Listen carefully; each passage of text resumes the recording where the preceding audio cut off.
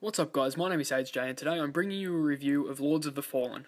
Now, Lords of the Fallen has recently been released for the PlayStation 4, the Xbox One and the PC, and it was a kind of game that I really wanted to get into. I haven't really had much experience with this genre. I never got to play Darksiders 2, or 1 for that matter, or either of the Dark Souls games, so really, Lords of the Fallen was my first experience in this type of game, this type of setting with basically a different type of combat than I'm used to. I'm used to more the modern gun-on-gun rather than the swords and shields kind of thing, and this game really impressed me with a lot of things.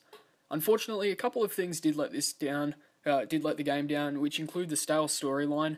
It has very poor character development, and there is linear gameplay, but there's no story variations available, which I think really took away from the overall experience of the game.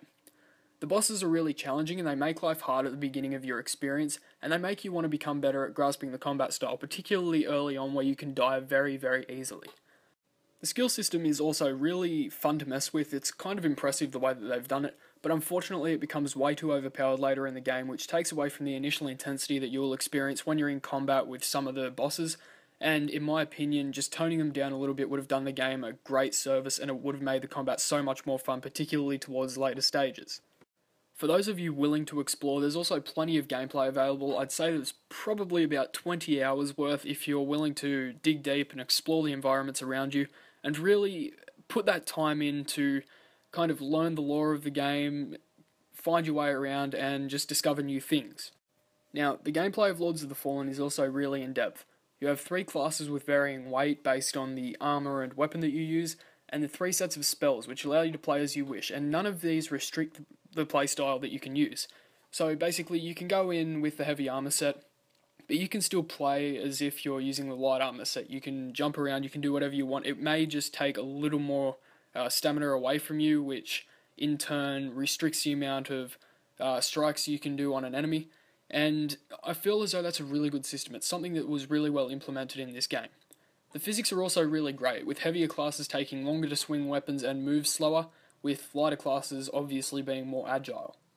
The combat's fun for the most part, and the timing of strikes is pivotal in defeating stronger enemies as you build up combos while fighting them. The checkpoint system in the form of glowing gems also allows for upgrades and the storage of XP, but you can bypass these if you wish. Basically, you would just be using a risk and reward method of playing, whereby if you die you will lose all the experience that you've gained so far, rather than if you were to store the XP, you would have no risk of losing what you had already gained. They've implemented this really well with the ability to acquire lost XP after dying, as long as you beat the timer which makes the XP vanish. So basically you have to get back there in a certain amount of time. If you don't, the XP is gone forever, you won't be able to get it back. There's also plenty of unlockable areas available after you kill the necessary boss or creature, allowing for more exploration for those who prefer to branch out a bit more and see what's around them.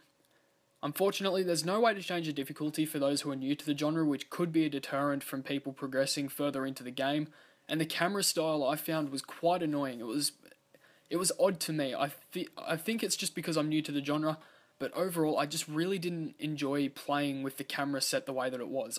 You probably could change it. I didn't want to. I wanted to experience it the way the developers wanted me to. But yeah, overall I wasn't a fan of the camera either. Unfortunately, another downfall is that it's very easy to get lost with very little to guide you through each environment, and just for that reason I found myself lost a lot of the time. I couldn't find my way around, I didn't know where my objective was, and that became a real annoyance for me, particularly at the start where I didn't really know what I was doing. But as I got into it, I kind of got used to what was expected of me more, got used to the objectives, but I'd still prefer a little bit more to guide you through the environments in future games. The graphics are absolutely brilliant in this game. It probably has the best cutscenes so far on next gen, and yes, I've played Call of Duty Advanced Warfare, I know what those cutscenes are like. I believe that Lords of the Fallen has better cutscenes. They are absolutely brilliant. The environments are unique and they offer so much more than any traditional game currently available. It's a medieval fantasy feel in each area, and the character models that you will find in each area are absolutely brilliant. Each boss has a unique look, and it's refreshing to see new character models that differ from the normal that you would find basically pretty much any generic game that's out these days. You'll just basically have humans and aliens. These are completely different, they're unique, they're really well done, and they were really enjoyable, even just to fight.